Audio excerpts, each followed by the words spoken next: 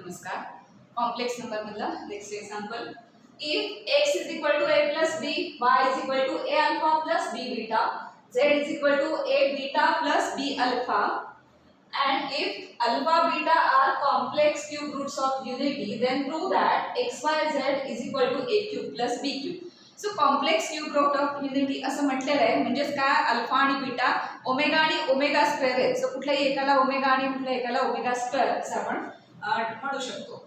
So solution मध्ये alpha beta are complex cube roots of unity. Therefore we can write alpha is equal to omega and beta is equal to omega square.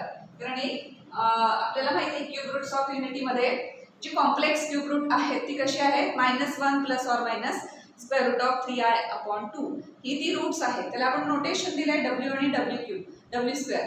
So ते आपण use करणार आहोत आणि मग त्याच्या properties आपल्याला use करता येते. प्रूव्ह काय करायचं आहे, xyz is equal to a cube plus b cube. So आपण xyz कन्सिडर करूया, लेफ्ट साइड सिम्प्लिफाय करूया आणि राइट साइड येते का चेक करणार.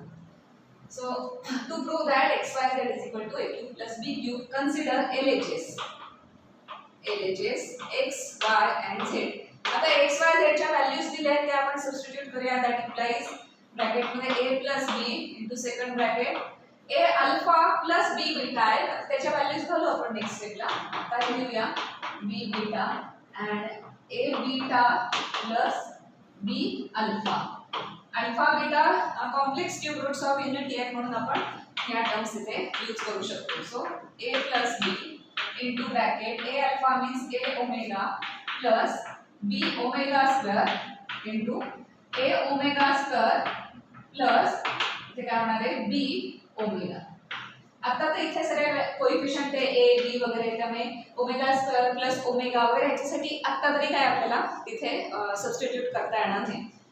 काही सिम्प्लिफाय करता आलं असतं ब्रॅकेट मध्येच तर आपण आधी केलं असतं, पण इथे तसं सिम्प्लिफाय काही करता येणार नाही. त्यामुळे आपल्याला ह्या तिन्ही ब्रॅकेटचं मल्टिप्लिकेशनच करून घ्यावं लागेल आधी. सो फर्स्ट आपण ह्या दोन ब्रॅकेटचं मल्टिप्लिकेशन करून घेणार. 2 and 2 टर्म्स येतील, 4 टर्म्स येतील. त्या 4 टर्म्सने नंतर या दोन टर्म्सना मल्टिप्लाय करून सगळे एक्सपान्शन काय येईल ते लिहिणार आहोत. मग ओमेगाच्या ज्या काही प्रॉपर्टीज आहेत ते आपण यूज करू शकतो. आता ह्या स्टेजला तरी कुठेही आपल्याला काही रिप्लेस करता येत नाही, त्यामुळे आता आपण डायरेक्ट मल्टिप्लिकेशन करणार. So which is equal to, first आपण या दोन ब्रॅकेटचं मल्टिप्लिकेशन करूया. So that will imply a into a omega means a square omega. आता ते केअरफुली घ्या, ह्या 4 टर्म्स येणार आहेत इथे, याला आपण ब्रॅकेट घालणार आहोत अर्थात, कारण नंतर हा ब्रॅकेट मल्टिप्लाय करायचा. a into a omega a square omega, नंतर a into b omega square. So a b omega square, then b into this b a omega plus b means b square omega square, b square omega square.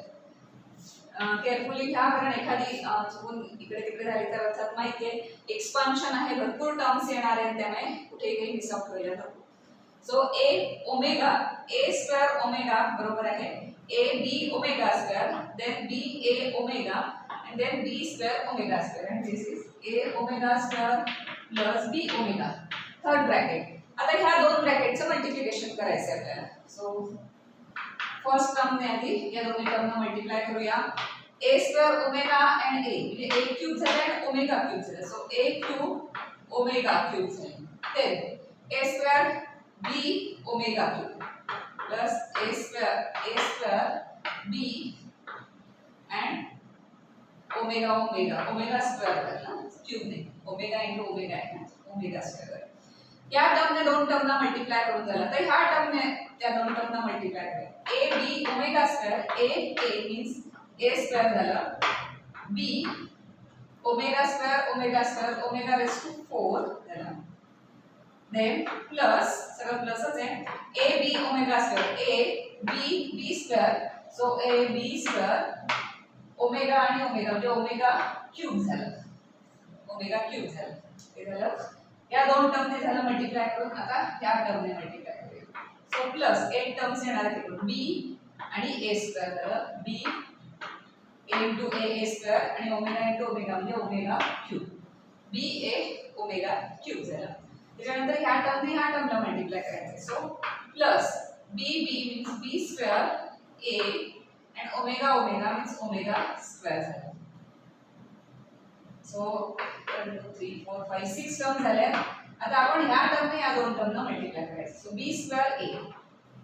Square a omega means omega raised to 4 plus b cube येणार आणि omega cube येईल. आता जिथे omega cube आहे तिथे तुम्ही is equal to 1 असं लिहू शकता. ओमेगा रेस टू 4 आहे तिथे ओमेगा असं लिहू शकता. आणि त्यानंतर ज्या ए बी च्या फॉर्म मध्ये सेम टर्म्स आहेत त्या आपण एकत्र आणून नंतर अनकॉमन टर्म्स ब्रॅकेट मध्ये काय राहतात ते पण बघू शकतो. सो आता इथे एकतर तुम्ही omega cube is equal to 1 असं घेऊ शकता किंवा ए बी च्या टर्म्स आपण आधी एकत्र आणू शकतो.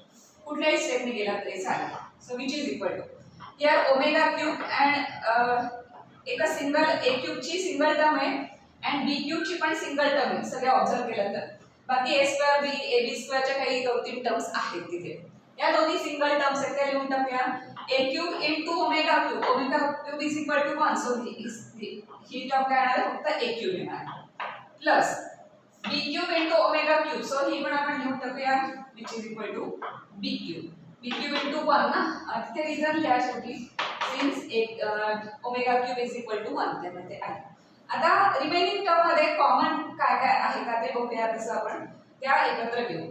ए स्क्वेअर बी च्या किती टर्म्स आहेत. A square b and this is a square b. So ह्या सगळ्या टर्म एकत्र घेतल्या तर आपल्याला ए स्क्वेअर बी कॉमन येईल. अजून काही आहेत का चेक करा. ए स्क्वेअर बी च्या 3 टर्म्स दिसतात. सो प्लस ए स्क्वेअर बी ह्या तिन्ही टर्म्स मधनं कॉमन घेतलं. कन्फ्युजन होत असेल तर आधी मधली एक स्टेप अजून करा की ए स्क्वेअर बी च्या सगळ्या टर्म्स लिहा मग ए बी स्क्वेअर च्या सगळ्या टर्म्स लिहा. असं करू शकता आपण. सिंपल आहे. सगळ्यात आपण कॉमन घेतोय तर अनकॉमन काय काय राहिलं. ए स्क्वेअर बी च्या टर्म्स मध्ये या 3 टर्म्स आहेत ए स्क्वेअर बी च्या. अनकॉमन काय काय राहिलं इथे ओमेगा स्क्वेअर राहिलं प्लस ओमेगा रेस टू 4 राहिलं प्लस ओमेगा क्यूब. सो ए स्क्वेअर बी आणि हे अनकॉमन झालं. आता आणखी कुठल्या टर्म्स आहेत का. सो बघूया आपण. ए बी स्क्वेअर ची एक टर्म दिसते. This is a b square and this is also a b square. या 3 टर्म्स मधनं आपण ए बी स्क्वेअर कॉमन घेऊ. ए बी स्क्वेअर कॉमन घेतलं की अनकॉमन काय राहते बघा. Here omega cube here omega square and plus omega raise to 4. आता सगळ्यासाठी प्रॉपर्टीज आपण अप्लाय करूया.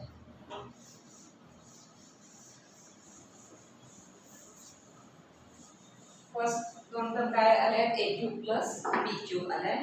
So which is equal to a cube plus b cube plus a square b into bracket omega square आता तसंच ठेवूया omega square plus omega raise to 4 means omega single omega plus हे cube म्हणजे 1 plus here a b square into bracket here omega cube means 1 plus omega square आणि plus this omega.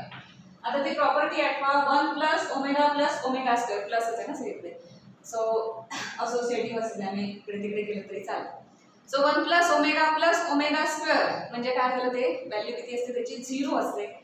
त्याची value 0 आली. That implies a cube plus b cube plus a square b into 0 plus b square a into 0 which is equal to a cube plus b cube which is equal to RHS.